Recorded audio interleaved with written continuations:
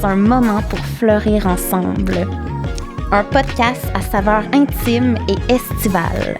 Je suis Joanie, une autodidacte multidisciplinaire qui aime la vie passionnément.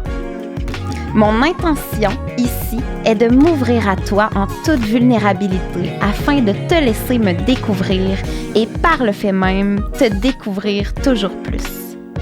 Je t'emmène au travers l'été de mes 30 ans et te partage les trésors découverts tout au long des saisons de ma vingtaine. Ensemble, laissons-nous fleurir toujours plus.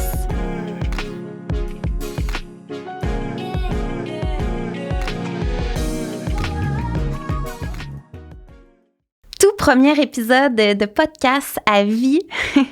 Et le thème, la thématique que j'ai choisie pour ce premier épisode, c'est « Oser les grands sauts ». Oser les grands sauts, pour moi, ça veut dire toutes sortes de choses. Puis c'est de ça qu'on va parler durant la prochaine demi-heure. Mais je tiens tout d'abord à te dire merci du fond du cœur d'être là et de partager ce moment-là avec moi. C'est vraiment, vraiment précieux. Et pour te mettre en contexte, en fait, avec la création de ce podcast-là, je dirais que je me fais un cadeau, d'abord et avant tout.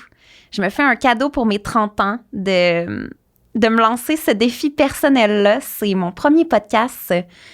Puis, c'est vraiment, pour moi, un honneur de m'ouvrir à toi, de partager ces moments-là avec toi. On va avoir la chance de se rencontrer tout au long de l'été pour cette saison de podcast-là, 12 épisodes, avec pour chaque épisode une thématique différente. Et bref, oser les grands sauts aujourd'hui, c'est ça. Pour moi, le podcast, ça fait partie des grands sauts. C'est une idée un peu fofolle de cœur que j'ai eue dans les derniers mois. Puis parfois, il faut juste pas trop réfléchir à ce genre d'idée-là puis se dire « let's go, why not ». Fait que c'est ce que je me suis dit. Puis j'ai immédiatement fait les démarches pour réserver un espace professionnel ici au Studio SF pour pouvoir enregistrer.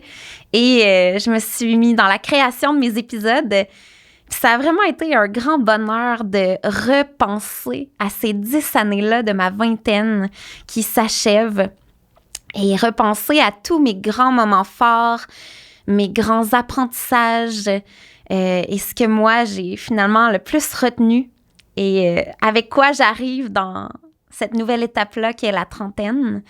Puis, ça me fait plaisir de te partager ces clés-là, si on veut, de manière c'est super objectif. Dans le fond, tout ce que je vais aborder durant ces 12 épisodes-là, c'est mon expérience personnelle, c'est ma vision de la vie actuelle.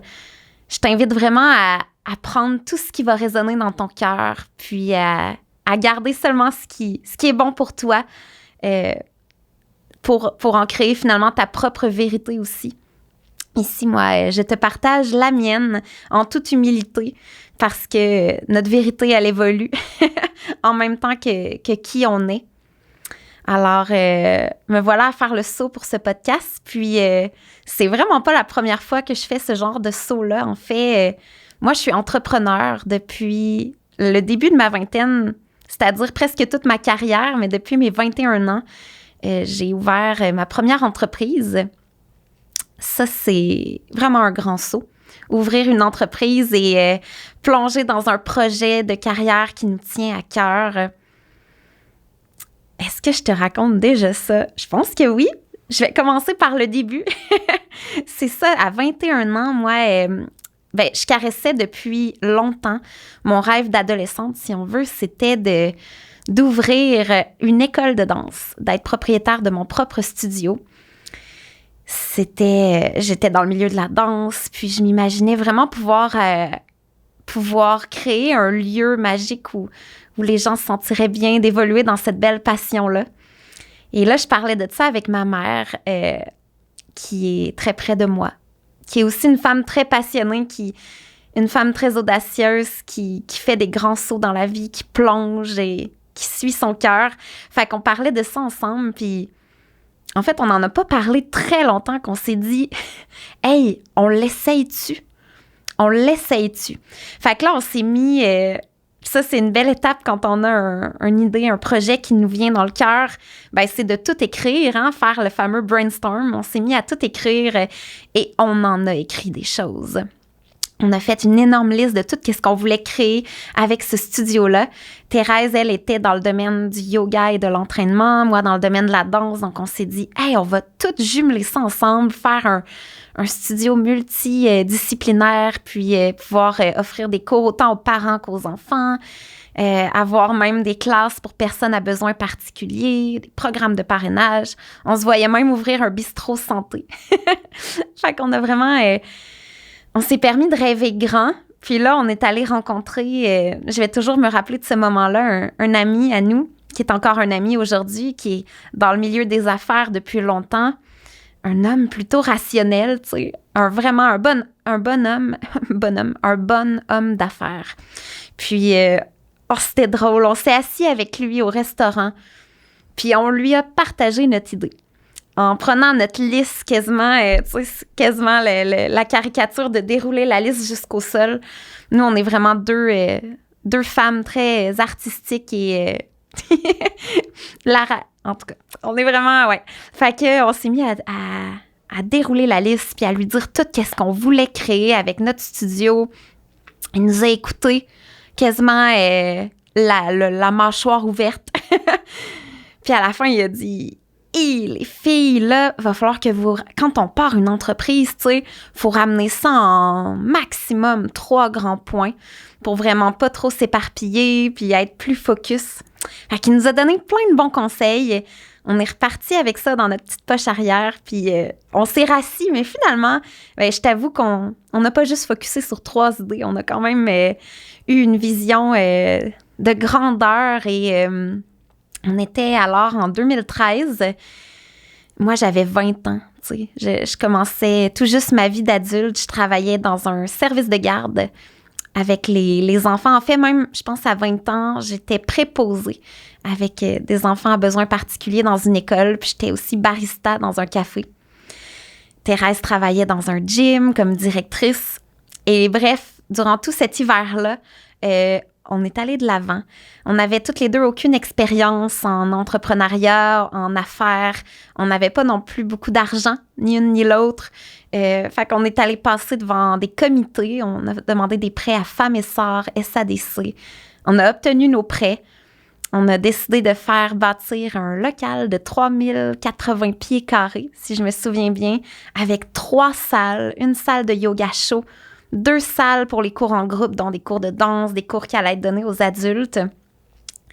On a préparé, on a donné évidemment un nom à notre entreprise, qu'on a fait incorporer, on a appris. Pour moi, l'entrepreneuriat, c'est l'école de la vie. Donc, on a finalement ouvert notre studio en fin août, début septembre 2013. J'avais 21 ans.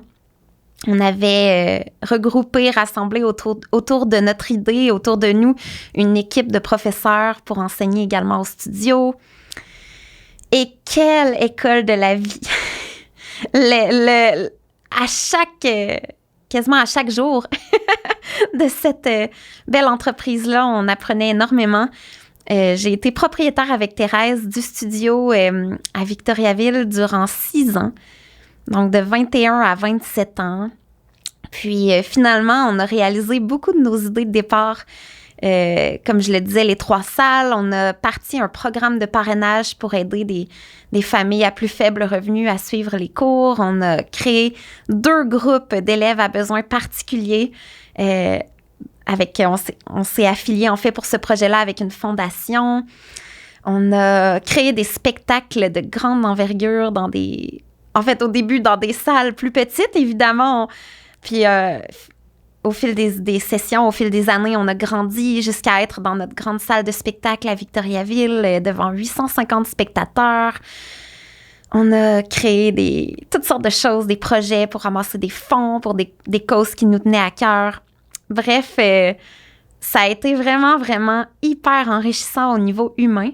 Puis là, je te parle parce que quand on fait un grand saut, souvent, on peut voir de l'extérieur le résultat qui est super lumineux, super reluisant, mais il y a eu aussi énormément d'épreuves, d'embûches, d'erreurs, entre guillemets, parce que j'aime penser que l'erreur n'existe pas vraiment. Là. Au fait, c'est toujours des manières d'apprendre, d'évoluer. Mais, oui, il nous est arrivé énormément de péripéties, puis on a eu à faire face à différentes épreuves dans lesquelles il fallait être résiliente ou encore fallait se revirer de bord, s'adapter. Fait qu'on était souvent en zone d'évolution durant ces années-là. Quand je parle de zone d'évolution, moi, c'est une manière pour moi de voir les choses. Dans la vie, on a notre zone de confort, puis on a notre zone d'évolution. Et je crois que l'équilibre pour chacun est différent, mais j'aime penser que c'est bien de se trouver, c'est ça, un équilibre entre la zone de confort et la zone d'évolution, dans lequel on est confortable, mais question de continuer à grandir et à devenir une meilleure personne, si on veut, à se rapprocher, en fait, de la meilleure version de soi-même, de ce pourquoi on est sur Terre. Alors, la zone de confort, c'est ça, c'est une zone aussi très importante, en fait, pour tout le monde, parce que c'est un espace dans lequel notre système nerveux est au repos. Donc, on est apaisé dans cette zone-là. C'est ce qu'on connaît, c'est ce qui est habituel pour soi, c'est nos références, c'est ça dans quoi on sait qu'on performe, qu'est-ce qu'on a déjà vécu avant. Donc ça, c'est la zone de confort. Puis la zone d'évolution, évidemment, c'est tout le contraire, c'est les nouvelles choses, c'est quand on ne sait pas, c'est quand on tente des nouvelles expériences, quand on explore des nouveaux chemins, des nouvelles avenues. Comme présentement, moi, avec le podcast, je suis en zone d'évolution. C'est la première fois de ma vie et je savais pas du tout à quoi m'attendre en venant vivre ce projet-là. Et avec Cadence, en fait, en tant que travailleuse autonome, je suis souvent au niveau de ma carrière en zone d'évolution. Et je te parlais de défis. Puis pour moi, tu sais, tous les défis rencontrés aussi quand on ose faire des grands sauts, tous les défis rencontrés sont des manières de grandir, de devenir des êtres encore plus forts, encore plus alignés. Cadence, pour nous, l'entreprise, a été un grand succès au niveau humain. Toutes les personnes merveilleuses qu'on a rencontrées, tous les projets qu'on a réalisés, je vais jamais oublier cette période-là de ma vie qui a été finalement une grosse portion de ma carrière dans ma vingtaine. Mais au niveau financier, ça a été une autre paire de manches. Ça a été un défi, un gros défi au niveau financier parce que on a appris sur le tas, on a fait des erreurs qui nous ont coûté cher. On avait à la base pas beaucoup de moyens non plus, tu sais, en se lançant dans le projet. On fonctionnait sur des prêts. On est toutes les deux, ma mère et moi, on avait tendance à avoir le cœur plus grand que la tête des fois. Puis encore une fois, c'est bien de trouver l'équilibre, tu sais, entre la tête et le cœur aussi dans des projets.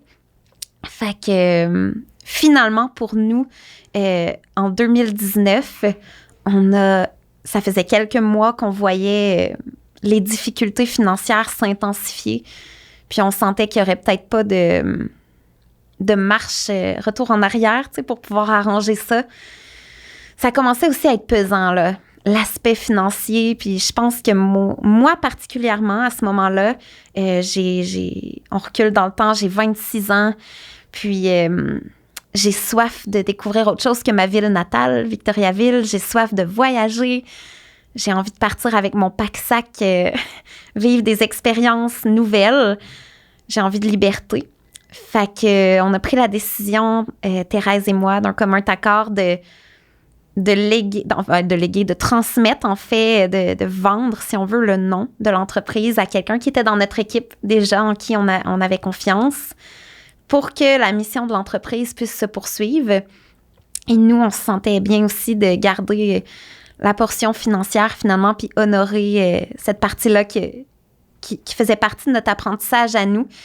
C'est ce qui fait que pour nous, en 2019, l'été 2019, on a vécu une faillite d'entreprise. Mais l'entreprise s'est perpétuée. Le nom est resté, puis les cours ont continué avec quelqu'un d'autre, avec l'équipe.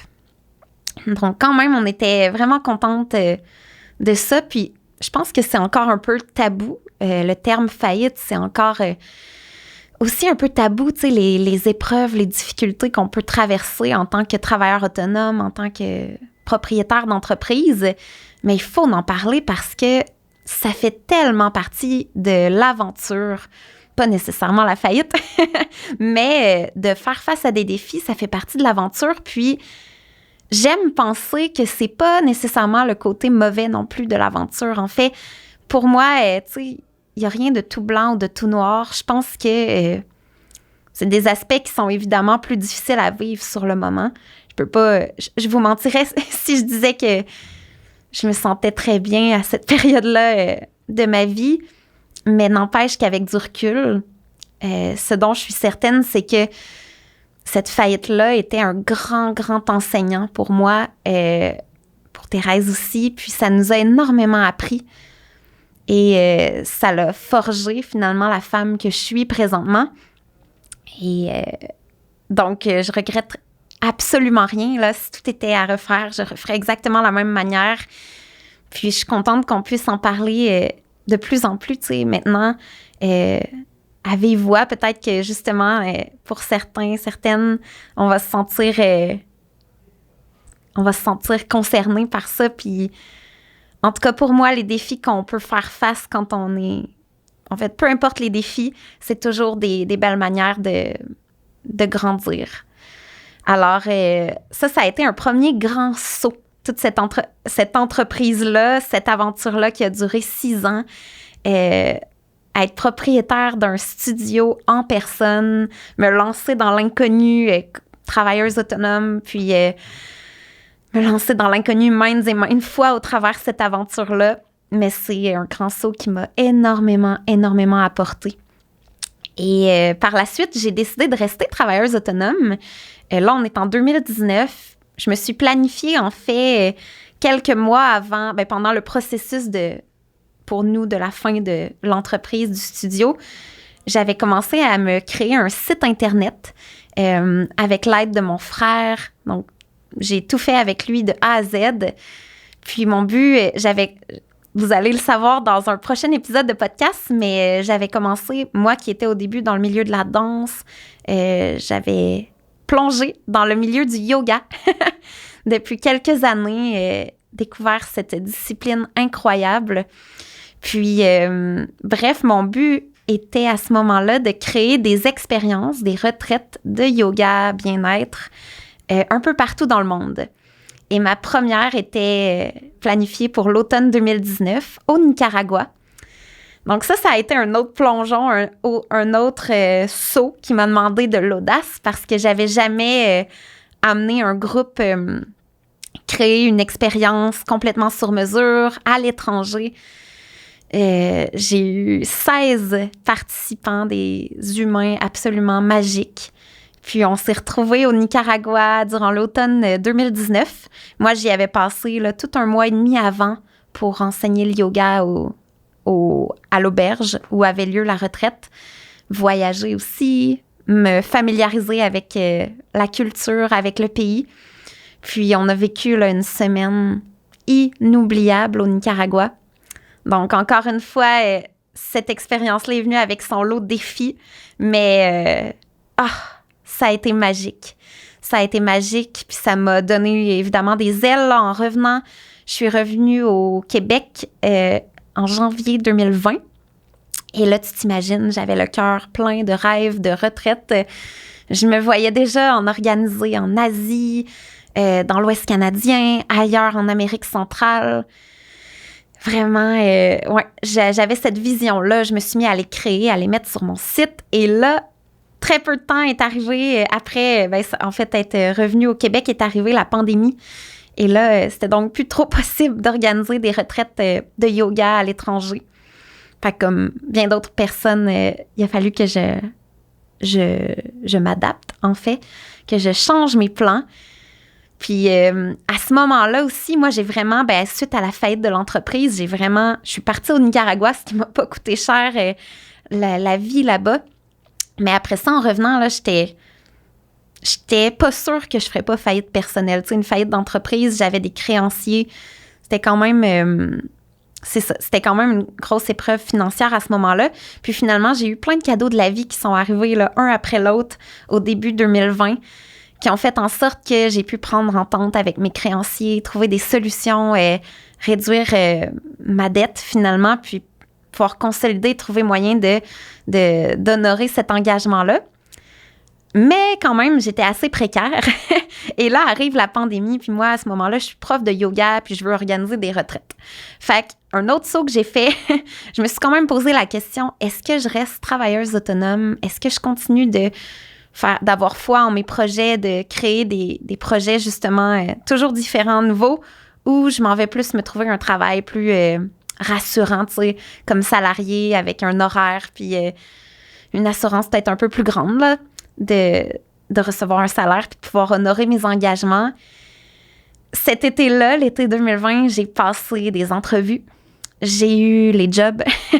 Puis finalement, je finissais toujours par les refuser après coup parce que dans mon cœur, il y avait quelque chose de vraiment, vraiment fort qui criait de rester dans la confiance, dans l'amour, puis de poursuivre les projets qui m'appelaient. Fait que c'était à nouveau un moment qui m'a fait faire preuve d'audace, un saut dans le vide, rester travailleuse autonome en temps de pandémie, dans le milieu holistique du bien-être, avec des montants là, considérables à payer mensuellement. Puis un truc, en tout cas, que moi, j'ai appliqué pour pouvoir bien vivre cette période-là sans trop ressentir de stress, ça a été vraiment de revenir un peu plus à une petite photo, tu sais, à l'instant présent, j'ai le terme en anglais de big picture. Des fois, on veut voir trop la grande picture, la grande photo, la grande image de ce que c'est. Mais là, moi, je me suis dit, je vais revenir, puis mois par mois, ça va fonctionner. Sans trop penser à plus tard, mais je vais toujours trouver des solutions mois par mois. Puis, je vais avancer un pas à la fois. Et je dirais que c'est comme ça que j'ai bien vécu cette période-là. Puis quand on est dans la confiance, puis je dis pas que c'était facile, il fallait que je nourris cette confiance-là quotidiennement pour pas tomber dans le stress, l'anxiété ou la peur, mais avec des trucs que j'appliquais jour après jour. Ben, la vie, elle met sur notre chemin, on dirait, toutes les bonnes choses. Elle nous aide. Fait que j'ai jamais manqué de collaboration ou de contrat durant cette période-là qui était vraiment spéciale. J'ai eu la chance de faire sur mesure une formation professorale en yoga avec ma mère qui était de retour parce qu'elle était partie à Bali. Puis là, avec la pandémie, elle était revenue au Québec. On habitait ensemble et donc on a fait une formation sur mesure à un bel être humain qui est devenu un très bon ami à nous. Puis ensuite de cette formation-là, on a créé une communauté virtuelle et là, on s'est mis à faire plein d'enregistrements de séances de yoga qu'on a mis sur une chaîne YouTube. D'ailleurs, tu peux aller voir, c'est la communauté Être avec un H comme l'arbre. Il y a plein de séances gratuites de yoga qu'on a fait pendant cette période-là de la pandémie. Puis, on avait la communauté, les gens étaient membres pour recevoir du matériel à la maison pour pouvoir poursuivre leur pratique, mais beaucoup plus que la pratique pour pouvoir être épaulés aussi dans cette période-là qui était remplie de deuil et aussi de stress. Donc, il y a vraiment eu du beau qui a été créé durant ce moment-là. Et par la suite, l'année passée, j'ai créé un programme, le programme Muse. Ça aussi, c'était un saut, à nouveau, un saut de l'audace parce que j'avais jamais fait ça avant. Mais j'ai eu une vision, puis en moins de 24 heures presque, le programme était sur mon site web. Et j'ai eu la chance d'accompagner 2 cohortes de femmes au travers Muse en 2021-2022. Et bref, être travailleuse autonome, donc encore à ce jour, c'est une grosse partie, en fait, de ma vie. Créer mes propres projets, aller de l'avant, les réaliser, avoir un mode de vie qui est non routinier, non conventionnel, qui me permet de tenter plein de choses nouvelles. Et ça m'emmène à te parler que des fois, avant de faire un grand saut, ce qui peut nous retenir, quand on a une idée, un projet, quand on a un élan du cœur, qu'est-ce qui, des fois, peut nous freiner? En fait, c'est nous-mêmes, tout le temps. C'est les limites qu'on va se mettre à soi-même. Mais c'est aussi la peur que ce soit pas parfait. Puis ça, c'est une affaire que... C'est en fait un grand conseil que je peux donner que moi-même j'applique, c'est de ne pas attendre que ce soit parfait parce qu'on est humain. Se donner le droit d'être imparfait, là, ça l'enlève de la pression, ça fait du bien. Ça rend le processus beaucoup plus agréable, puis ça fait en sorte qu'on saute plus facilement, qu'on essaie plus facilement, qu'on se lance, puis qu'on dit oui, tu sais, à ce que notre cœur nous crie. Donc moi, c'est jamais parfait, tu sais. Je suis pas parfaite, je suis imparfaite. Et finalement, je m'honore comme ça parce que c'est ce qui fait aussi notre charme en tant qu'être humain, c'est tout ce qui nous rend unique. Et on s'identifie à des êtres qui sont pas parfaits, tu sais. Finalement, on est tous humains, puis on vit toutes les mêmes sensations, tu sais, à l'intérieur de nous qui peuvent passer dans différents événements. Donc, bref, laisser aller le syndrome de l'imposteur, se donner le droit de pas être parfait, puis juste dire oui, puis foncer. Donc, moi, ça, c'est quelque chose que j'ai beaucoup fait durant ma vingtaine. Puis, je suis heureuse d'avoir ça naturellement. J'ai envie de poursuivre aussi là-dedans. Tu vois, présentement, dans ce podcast-là, cette conversation-là que j'ai avec toi, je suis pas parfaite, mais c'est ça qui est beau. C'est ça qui est beau. Donc, ça, c'est un grand message que j'ai envie de te partager. Te lancer, même quand tu te sens que t'es pas nécessairement encore, tout est pas prêt, tout est pas parfait, c'est correct. C'est correct. Puis laisse aller le syndrome de l'imposteur parce que ce syndrome-là, c'est nous-mêmes qui se le mettons. On peut être tout ce que l'on veut être. C'est notre vie, tu sais. En ce moment, c'est notre vie. Puis c'est un jeu, tu sais. C'est magique, la vie. C'est un espace dans lequel on peut vraiment expérimenter plein de choses. Fait que vraiment juste se lancer. Je crois que quand on fait des agissements, quand on dit des paroles, mais quand on le fait avec le cœur, que c'est le cœur qui guide. Puis là, je disais tantôt d'avoir aussi l'équilibre avec la tête. Faut que la tête aussi approuve, mais n'empêche que quand c'est le cœur qui guide vers l'avant, ça nous emmène vraiment au bon endroit. Puis tant qu'on alimente finalement la confiance en la vie, confiance en nous-mêmes, on peut pas se perdre. On va peut-être prendre des détours qu'on n'avait pas prévus, mais on peut pas se perdre, puis on va arriver à l'endroit exact, parfait. Puis tu sais, finalement, ça va être le chemin aussi qui va être un régal et pas juste la destination. Donc, je vais faire un petit check-up Oh mon Dieu, 26 minutes! Hey, ça va tellement vite! J'ai tellement de choses à te dire, mais tant mieux, j'ai beaucoup d'épisodes de podcast pour te partager tout ce que j'ai dans mon cœur. J'ai envie, dans ce cas, de terminer peut-être cet épisode en te parlant d'un saut concret, en fait. Parce que là, le fait d'oser les grands sauts, mais il existe aussi des vrais grands sauts concrets. Puis là, peut-être que tu me vois venir. Moi, j'en ai vécu 2. J'ai sauté en bungee au Costa Rica sur l'un des plus grands sauts de bungee. En fait, le plus grand saut de bungee en Amérique centrale. Un moment que j'oublierai jamais.